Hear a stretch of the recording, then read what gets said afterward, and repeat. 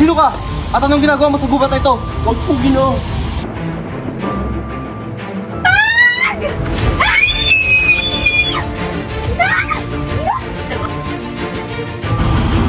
Akin ang lupain ito!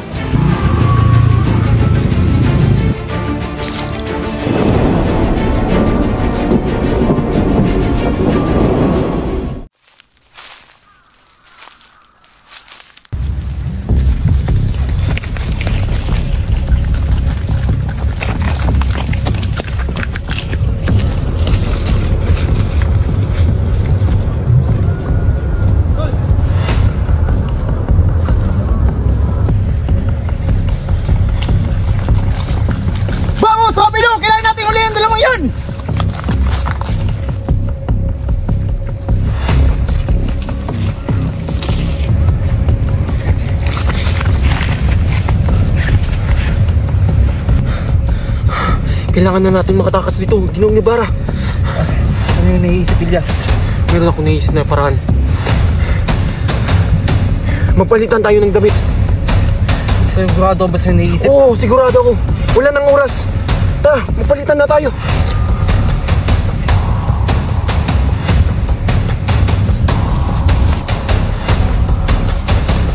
Dito ka, Ginoong Ibarra. Doon ako. Nakasigurado ba sa'yo yung plano, Ilyas? Oo, wala na tayong oras. Palagi mong titok na mag-iingat ka palagi. Oo.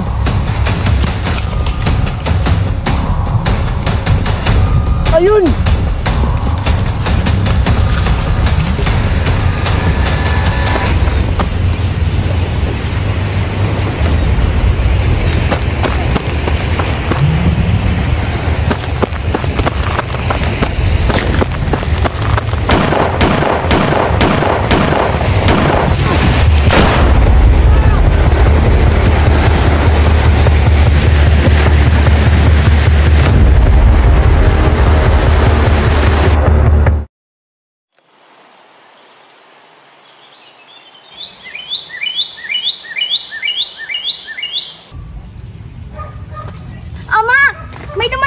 Sulat galing kay Basilio? Oo. Ano kayong pakiramdam, Ama, ng magpag-aral sa Maynila tulad ni Basilio? Huwag kang mag-alala, anak. Isang taon makakapag-aral ka na sa Manila at magbibihis sa tulad ng mga babae roon. Talaga, Ama? Salamat, Ama! Aalis po muna ako at babasahin ko po muna ang sulat ni Basilio.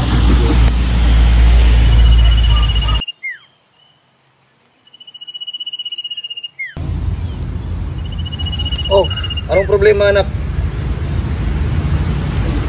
Ang mga pahili kasi, Ama, inaasan na naman nila ang rentas nila sa pinagsasakang lupa. Magtimpi ka. Higit na malaking magagastos mo kung lalaban ka sa hinaharap nilang kaso. Bayaran mo na lang ang hinihingi nilang renta. Ngunit, Ama, sila yung maabuso na. Magpaumanin ka.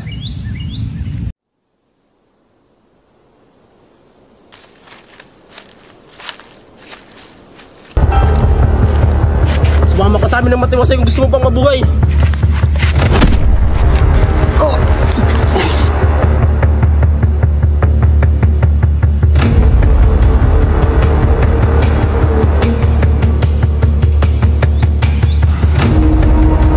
Akin ang lupain ito.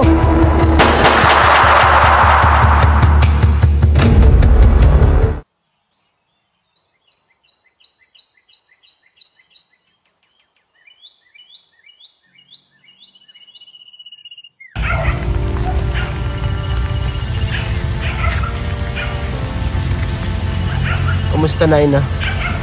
Matagal-tagal na rin po 13 taon na rin parang nakakaraan. Pero sariwa pa rin sa akin ang lahat dito sa aking isipan. Matagal na, pero ramdam na ramdam ko pa rin ang sakit na dulot sa ng nakaraan.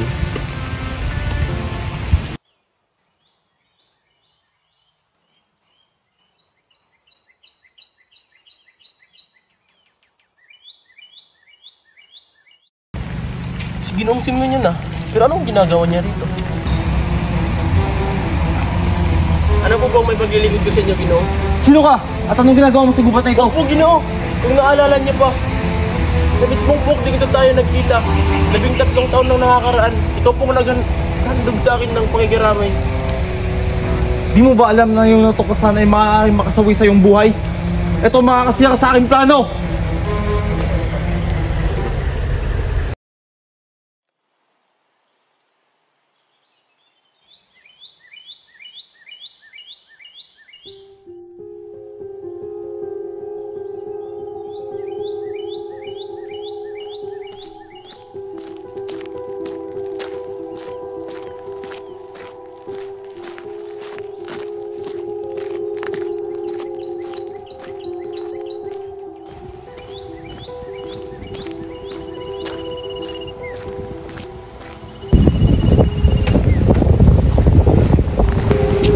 Okay, Hoga. Nasaan na 7,000 piso na yung inutang? Wala akong pera. Lahat sila akin utang. Pero dili sila lahat bayad. Ngayon ko pa naman kailangan ng pera. Total, kaibigan kita. Gawin lang natin 7,000 yung utang. Sige, bayad ako. Basta kikita pera. Pero delikado kontrabando. Baka tayo uli sundalo. Ngayon ko pa naman kailangan ng pera. Total, kaibigan kita. Gawin lang natin 7,000 yung utang. Sige, bayad ako. Basta kikita pera. Pero delikado kontrabando. Baka tayo uli sundalo. Shh! Huwag kang maingay. Ngayong gabi, may darating na ilang baril. Ibig kong itago mo ito sa iyong bodega. Takot si Kiloga. Meron ako balil. Pero paghawak ko, pikit ko mata. Kung ayaw mo, madali akong kausap. Pero ngayon din, gusto ko magbayad ka ngayon sa pagkakautang. Sige, ako hindi natakot. Tulong na Kiloga sa kaibigan. Pero ikaw ingat, huwag Kiloga damay ah. Huwag kang magdadala kaibigan. Sagot kita.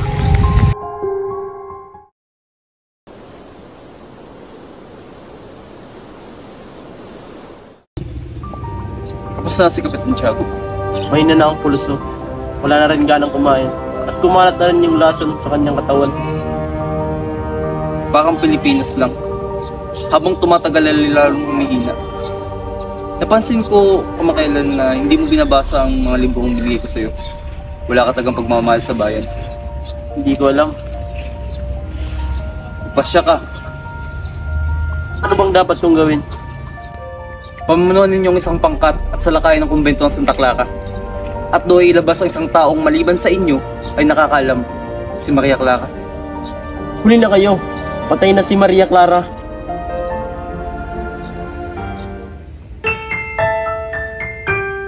Patay na?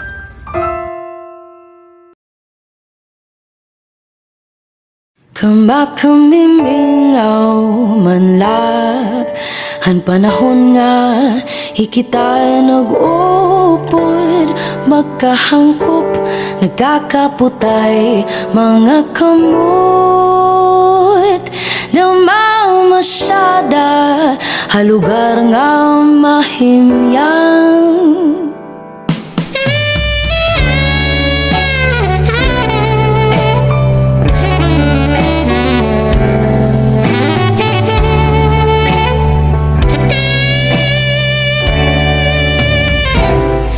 Saan nga lugar atong ginkaduan ditohan may kariguan kamaupay kamahakot ang tubig ko naluro hagikay kamarisyo. Patay? Hindi pa patay si Maria Clara. Kaanin ng hapon nang siya mamatay. Pumunta ako sa kumbento upang makibalita at sinabi nila sa akin ang lahat. Matay siya. Hindi niya nalalaman na buhay ako para sa kanya. Matay siya nagtitiis.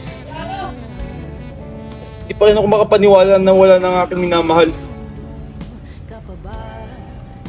Hasalog mo ako gindara gintatabo mga sulog kinlilik kaya endugong nga bato gamitan nag kikiling-kiling nga baluto.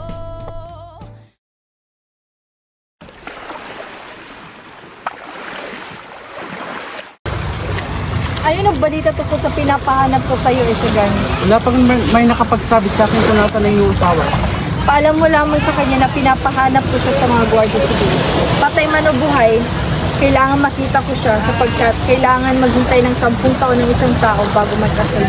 At sinong maswerteng Ginoo naman yun? Sino pa? Si Juanito. Isagani! Isagani!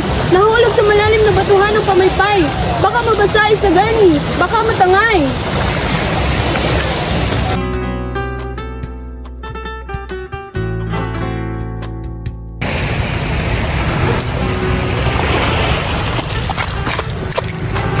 Oh, ba't naririto ka? Bakit hindi mo sundan sa luneta ang mga mananayaw at mga nganta? Mga Pranses na sobrang kaikuti at sobra rin saranda. Teka, hindi ba ikaw nagpapunta sa akin dito? Oo, ako na kung ako. Mabuti naman at nakarating ka ngayon. Kagabi ay hindi mo man lang ako napansin. Tingin ng tingin po ako sa inyo. Teka, huwag mo ipasa sa akin ang sisi. At saka, wala akong nalalaman tungkol sa sayawan na yan. Paumanhin.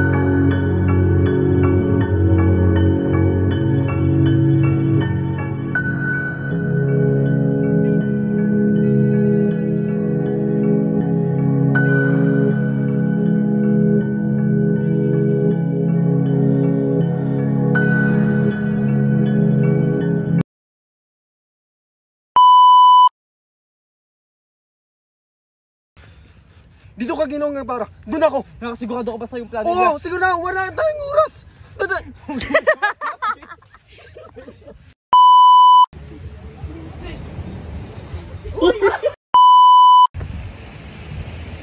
Bang! Bang! Akin ang lupang ito. Bang, bang, oh, bang! Ang cellphone ko, ade?